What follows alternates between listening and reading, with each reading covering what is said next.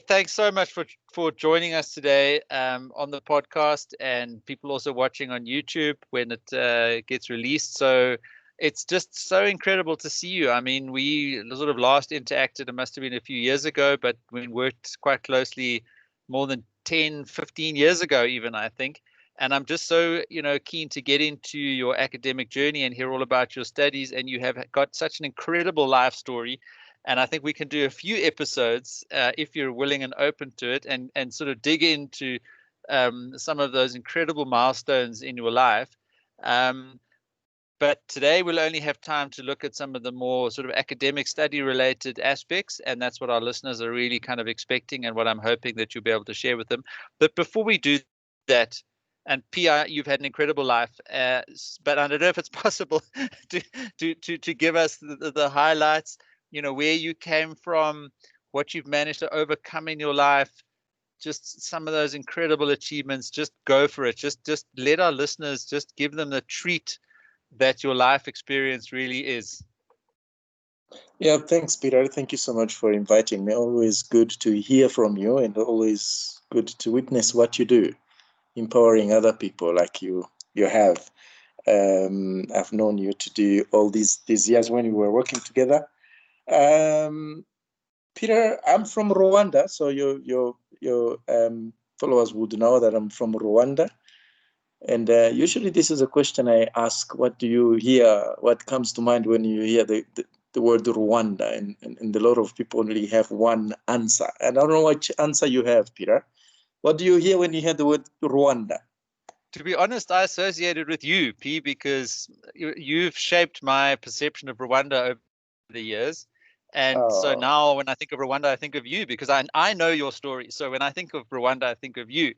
To be very honest, that's the best That's very, approximation that I have of the country, and all that you've written, and the content that you put out. And yeah. I know you've done a book, and you've got a movie in the pipeline, and all these wonderful things. So if you ask me, the answer is you. But I think our listeners today will have many different perceptions. So Yeah. let me carry on with your story.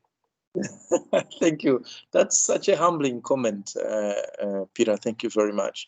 So I was born in Rwanda, and I grew up in a family of three. I was born in a politically active family, actually, because my father was mayor of the district in which I was born.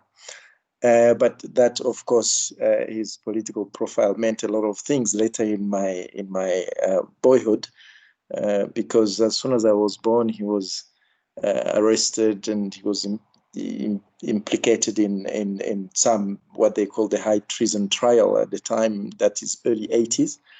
And so that's where really my life begins, growing up for the first 5 years without my father around. He was eventually released from prison in 1985, and then he died in 89. So it was before I turned 9 that I lost my father.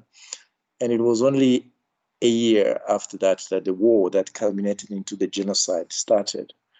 Now, the political profile of my father, of course, did weigh very heavily on us, because by association, we found ourselves living in a country where we were considered traitors.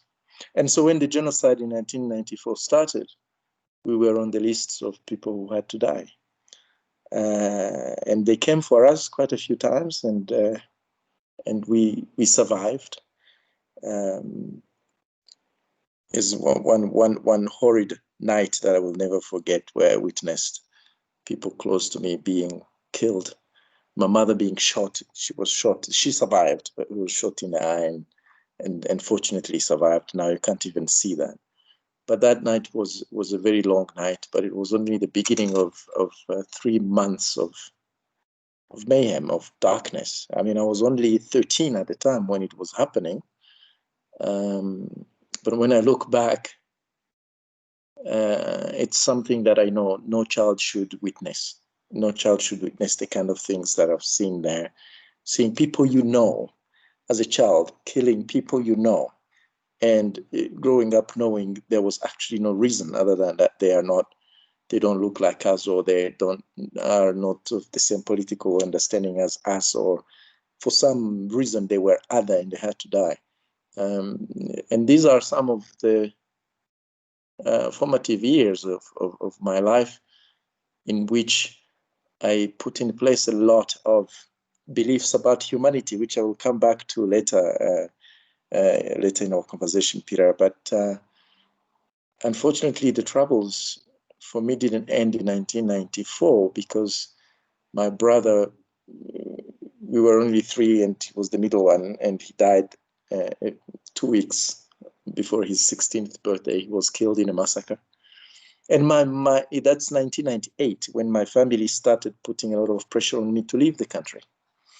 My little sister was in high school, just started when I left, and I had just also started university in Rwanda. Now, speaking of my academic journey, I would say before I left Rwanda, I was very confident about my academic potential. And surprisingly, that started happening just after my father died. We had a builder at home who was helping to renovate our house. And one of the things he did, other than just leading the team that was renovating our house, he took interest in my primary school studies. And he forced me to study, forced me to learn, forced me to read, forced me to listen to news. I was probably the most educated young boy in my class at the time. I mean, I knew what was going on around me at 10 and around Africa. One of the stories I like to tell is how he forced me to listen to radio on the 11th of February, 1990. Which is the date when Nelson Mandela was released. And he said, you must listen, because tonight I'm going to give you a quiz and you're going to tell me what happened in the world today. Wow.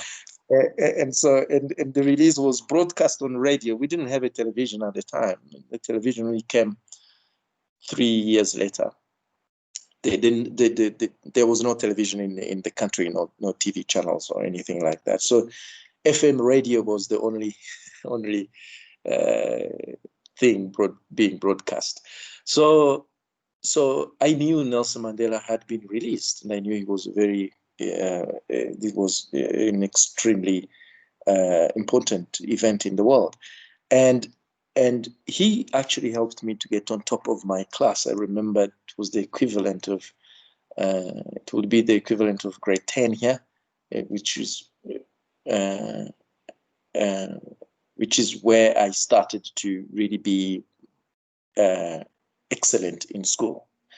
And then I finished. So it was quite an interesting character in my life.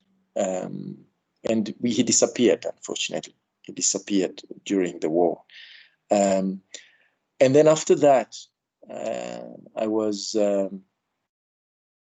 inspired very much by my uncle, who studied abroad, and I had all these dreams of studying abroad, and he always told stories of studying in Germany, and then coming, and he owned his own business back home in Rwanda, which was, to be a public servant in Rwanda was quite a big thing. And it was quite uncommon to see somebody who owns his own business and who was not which was not a store, a store or an outlet, a retailing store or something.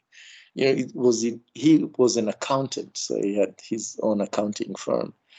But he inspired me very much. So when I left Rwanda, I knew that education was my priority. And I had a background that would help me, at least I thought, in science, because in high school back home, you had to take an option quite early. The last 3 years of high school were quite specialized. So I specialized in a science option that strengthened my mathematical abilities, and a lot of chemistry, a lot of physics, a lot of biology, and so when I went to university, I was going to do the same. Unfortunately, I only did a few months in Rwanda, and then I had to leave the country. My mother telling me, "Look, I love you very much, but it hurts me to see you here because I'm afraid I will lose you like I lost your brother." And so that's how I left the country. And I would say my academic potential was actually found itself at the top of my reasons to choose what I was going to do next. Because when I got to Tanzania, my uncle that I was speaking about sent me some money, and the family that received me stole the money. And I was only left with about $300, with which I attempted to go to Madagascar. That was my aim from Tanzania. Reason being that Madagascar was Francophone. Now, a Francophone country meant for me an academic future because I was educated in French. I could not yet imagine my life in a non-French speaking country at the time. So when I left Tanzania, I thought, I'm going south, but where do I go? Madagascar was the nearest French-speaking country I could think of. And the hope was I would eventually study and then go to France or the Francophone world. And so when I left, I went to Mozambique all the way looking for a way to go to Madagascar, and I didn't find one, unfortunately. Or fortunately, it's another thing, because when I was in Maputo, I met a Congolese man who said, "There is no way you are going to go to Madagascar. Your best bet is go to Swaziland," which I attempted, and it didn't work. And then he said, "Now you have no choice. You have to go to South Africa." Now, at the time, it just so turns out that South Africa was the only country I had openly declared that I would never go to. And the reason was because as far as Rwanda is in Tanzania, even in 2001, which was when this was happening, I heard a lot about the anti-non-Black South African sentiment. It was already there. So people spoke about all sorts of stories. And then, of course, I came at a time when there was a lot of noise about racism because of a high-profile case that ended up in a lot of media, including international, of white policemen who were training dogs on using illegal immigrants in the field, and they were caught on camera doing that. So when I came, I was thinking, okay, non-Black South Africans, I mean, non-South Africans who are Black, and of course, the racism. The third reason was that I couldn't speak English. So my prospects in South Africa, I evaluated them to be really meager, if I can use the word, non-existent. Yep. But Jacques told me, look, South Africa is not like all the other countries. If you hand yourself over to the police, they will take you to Home Affairs. So that's how I crossed the border and came to Durban.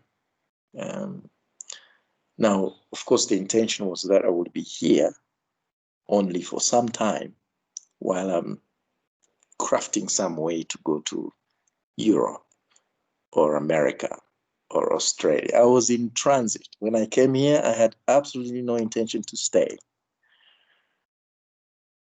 And so I began my life as a car guard in Durban, in the streets of Durban and the beachfront. But during that time, I also discovered that if you happen to have tertiary qualifications from South Africa, you can be anywhere in the world. And so I made a decision to stay because I thought there's no point in trying to go where I want to go without any means. If I get an academic qualification here, I can become anything, anywhere in the world. And actually,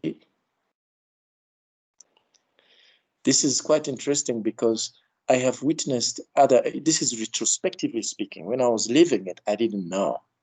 But I have witnessed how the life of a refugee who decides to stay and the life of a refugee who decides to be in transit, how different they are fundamentally. Because there are some decisions you don't make when you are in transit.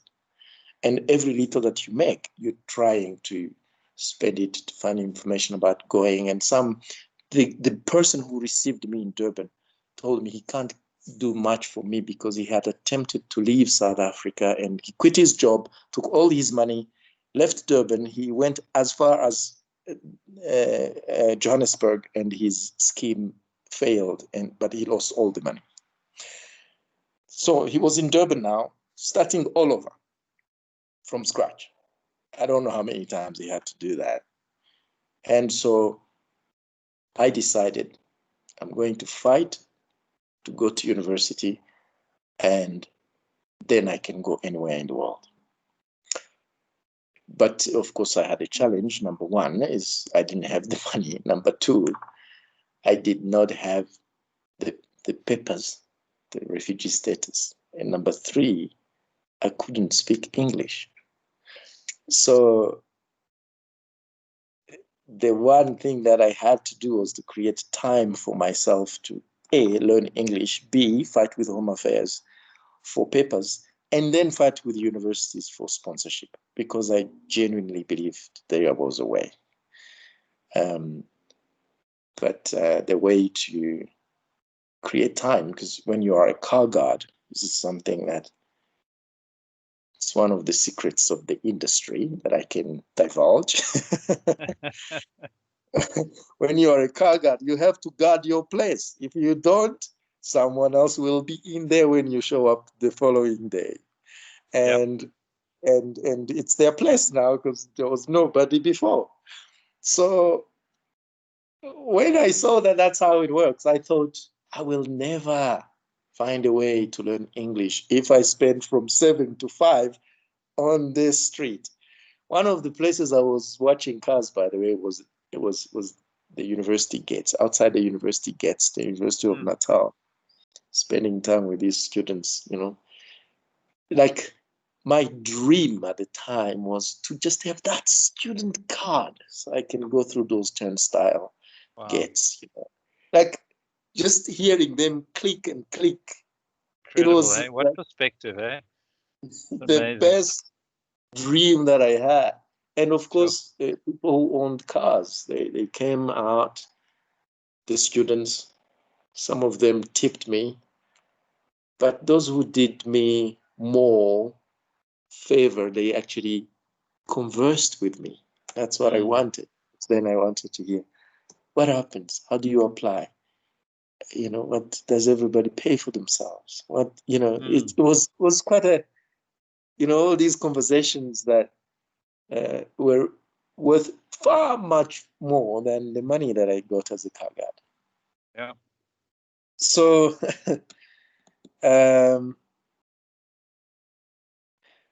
eventually I made a decision to not get my own permanent place as a car guard. And that was important because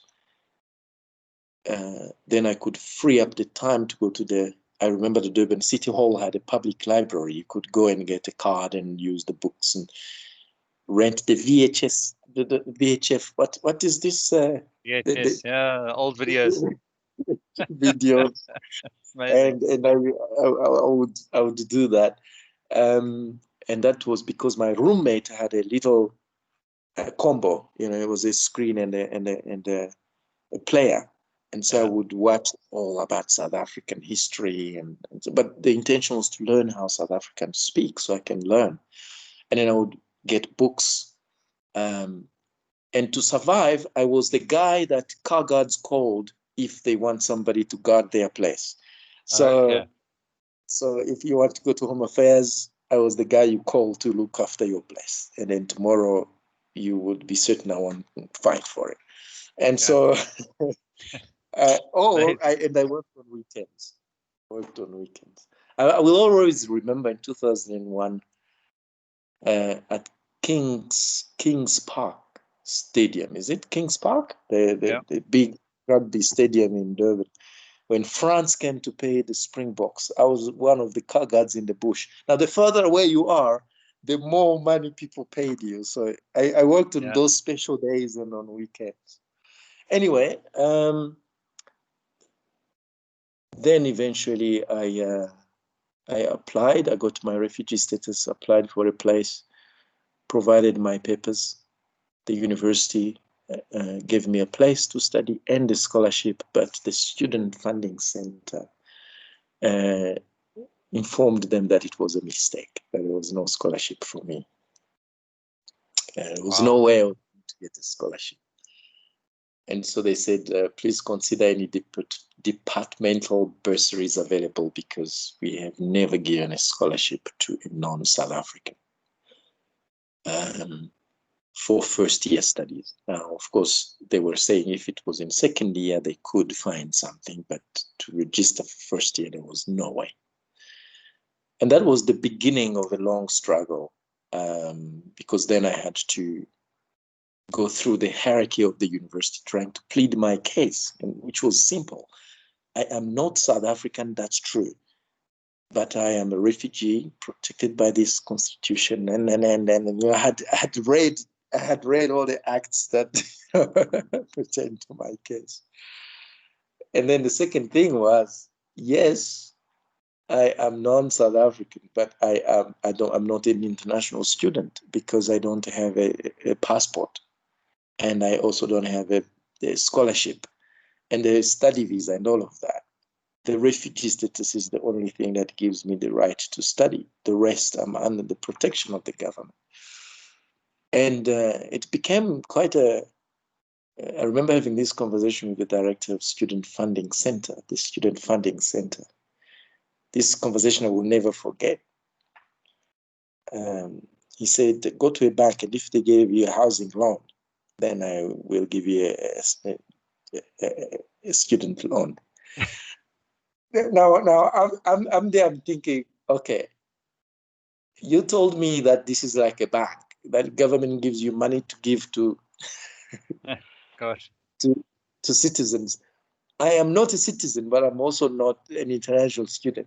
Technically, you're breaking no law. So he says, no, I would be breaking a law.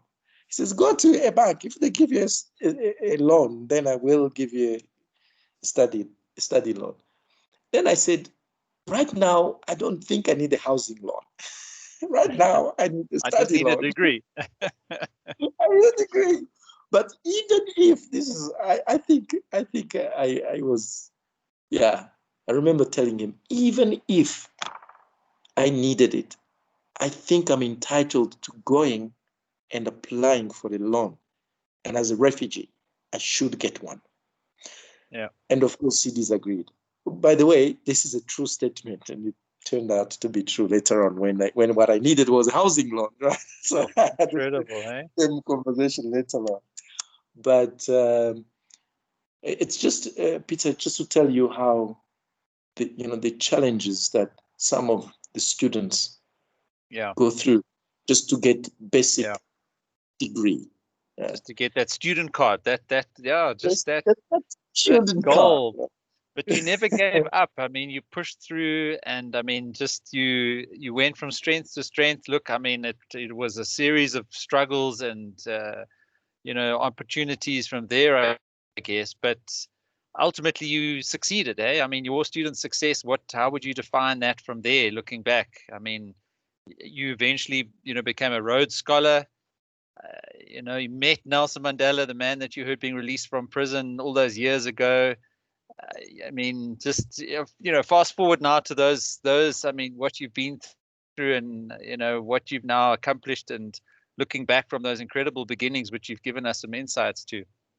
It's actually quite interesting because this is, by the way, a very touchy subject that I talk about. Is the subject of mental health and depression.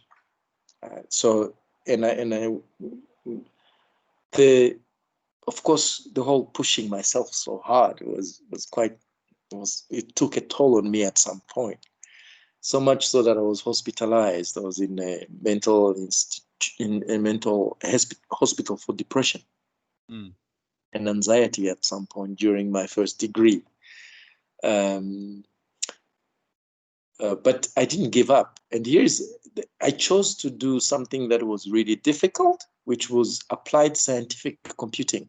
Reason being that I wanted to be different. If I was going to succeed, I needed to be special academically. So I chose that. But by the time I got into second year, that course was phased out because there were no takers for it. And so I ended up converting my degree to physics. So I finished my first degree in physics. I lost quite a bit of time because of the battle with depression. Right. But I didn't give up. I just knew there is something here. So I got the Mandela Rhodes Scholarship for honors.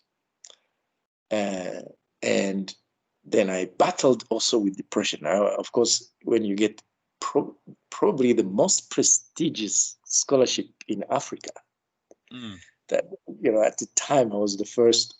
So there was the first cohort, which was only in the Western Cape.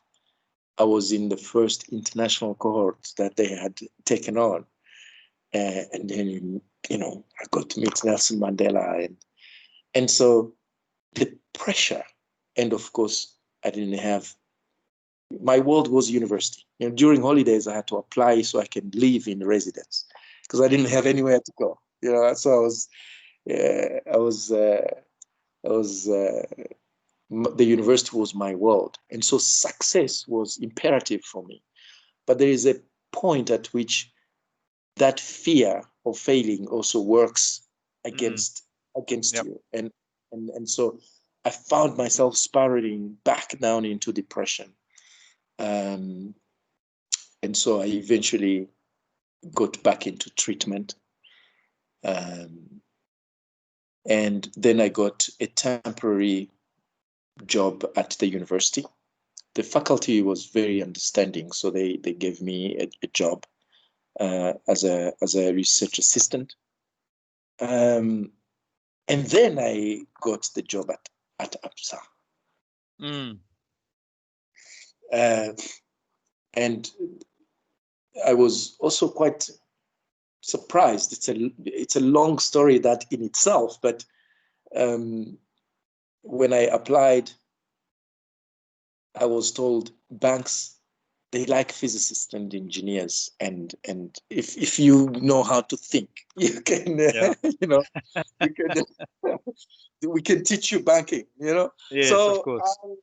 I left Durban to come and become a business analyst here for the bank in Johannesburg, and that's where I met you, Peter. That's right. Right. I remember that. I remember that very well. And with all my graphs and all my analytics and all my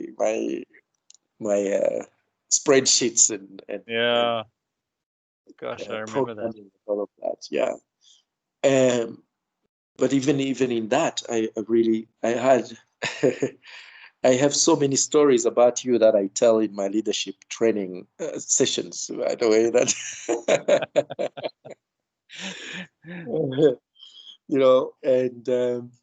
and one of them was Peter. You coaching me to to change people's perceptions of me. And it only took 6 months before people who saw me completely negatively started seeing me completely positively, because I just was able to silence my judgment and just focus on my work. And thanks for you for your coaching there. And then the same people started actually giving me a way forward. By the time I left, by the way, I don't know if you are aware of this, but I had been successfully nominated onto what they called the ADI at the time, the Accelerated Development. Incredible. Well done. No, well done, P. I mean, a coach can only do so much, but you had the drive and the energy and the focus and the determination. There was something in your eyes that I just knew you were determined. You'd walked a long road, and I knew there was going to be a road ahead. And if I could provide some support and nudging and coaching along the way, that was my privilege, to be part of your history. And I'm honored that you do tell those stories, and hopefully it's valuable for people that listen to them. No, it absolutely is. Both for people who are mentees and coaches who are learning about leadership, and people who are in leadership. Actually, most of people who are in leadership, because there is quite a few anecdotes that I have about the work that you were doing there that I tell, to land the point about some of the leadership frameworks that I teach, So it's quite from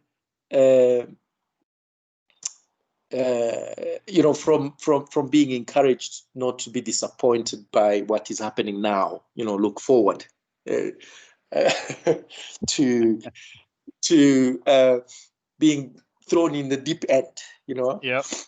And to actually sticking it out. One of the stories I tell is how I decided I would not leave my team because it was hard. I would leave my team because there was another opportunity. And Peter, the opportunity arose, and you saw an opportunity to create something else, and you invited me, to join a different team. That. I remember that. You remember that very well. So very well. I didn't jump. I was pulled by something. And this is actually something that I tell particularly young professionals is, do not give up because things are hard. Yeah. Don't jump because you don't know. Sometimes, and I see this a lot, people jump from the pan into the fire, so because if you jump without a vision, you are actually doing yourself a complete disfavor, if I can, it's not good.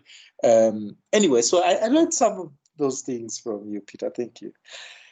Yeah. So no, P, I mean, fantastic. And I mean, just to fast forward, I mean, you obviously have now achieved more qualifications, and you've written a book, and just give us some of those highlights of more student success and the advice that you've learned along the way that people can take advantage of.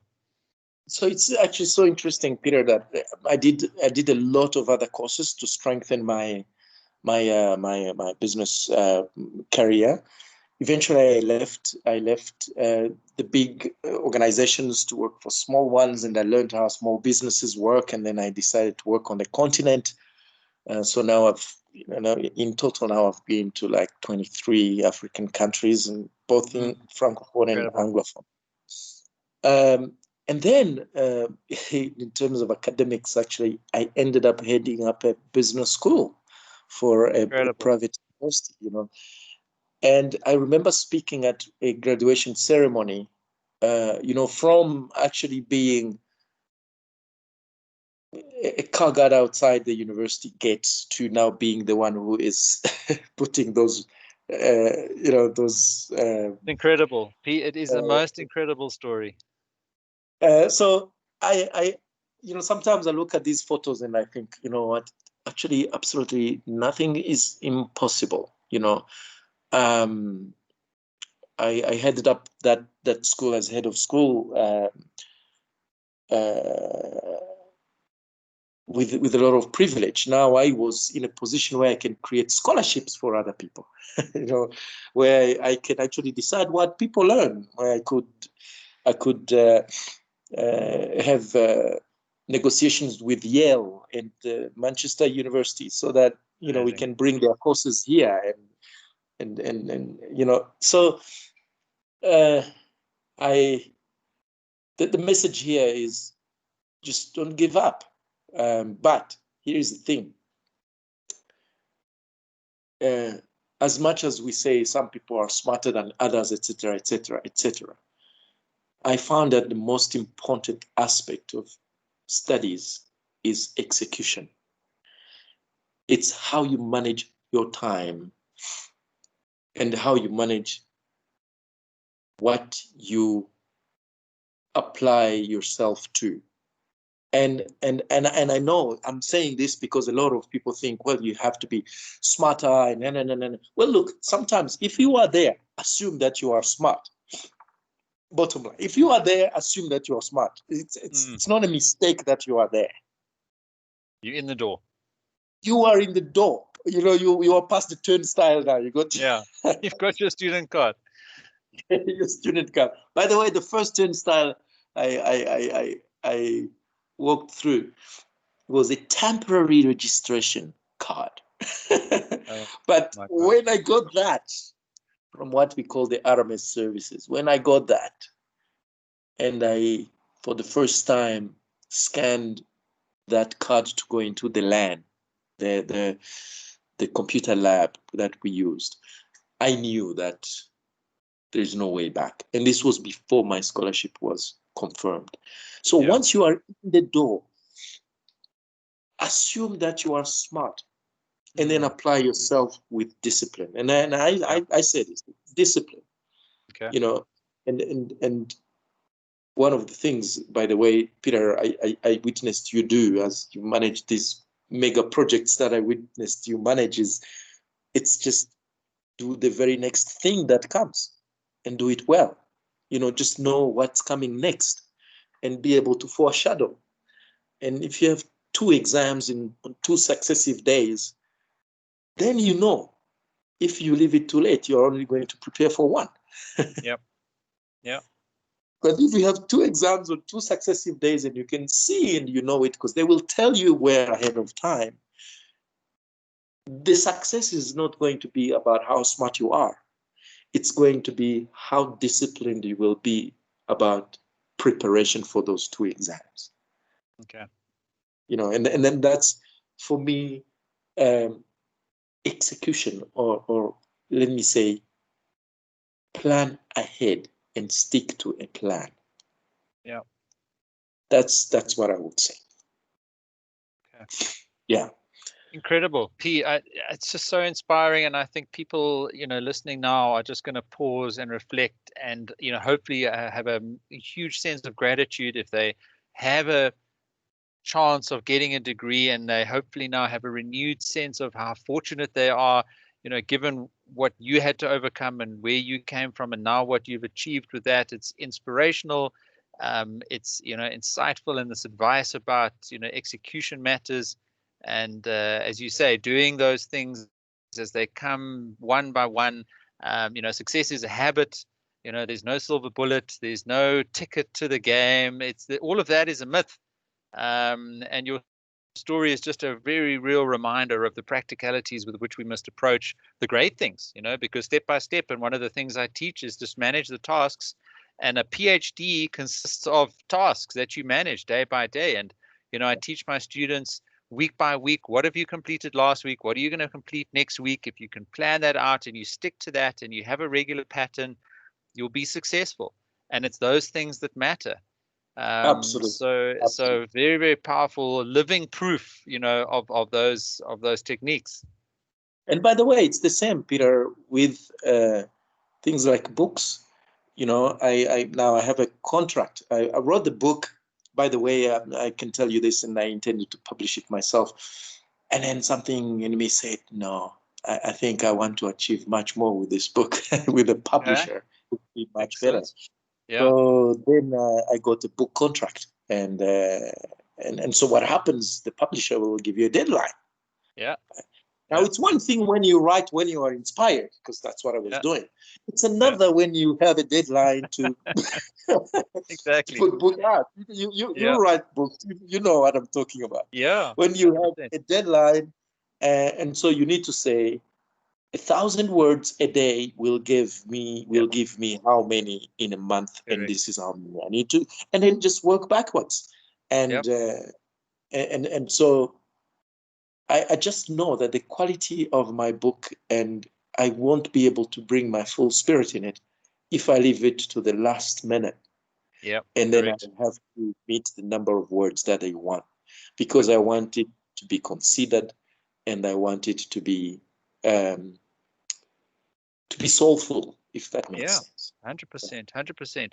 I mean, an unfinished book is no one's going to get inspired from that. People are only going to get inspired from an end product. So there needs to be that deadline, and the only difference is your planning and your execution. And it will be tough, but you can do it if you apply your mind and you prioritize your time on a daily basis. P, what is that contract date, or when are you looking at publishing? So the publishers, in the publisher's calendar, the book will be published in between May and July in 2021.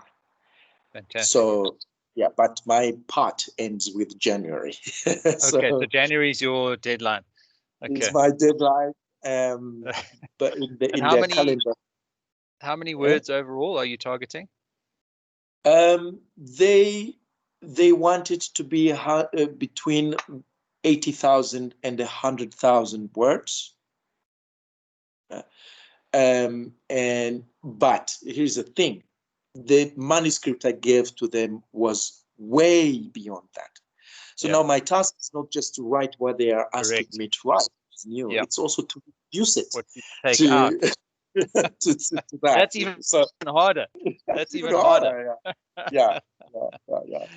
So, but I must tell you that, Peter, without this exercise of writing the book, I wouldn't have made some of the realizations that I made in terms of learning from my own journey.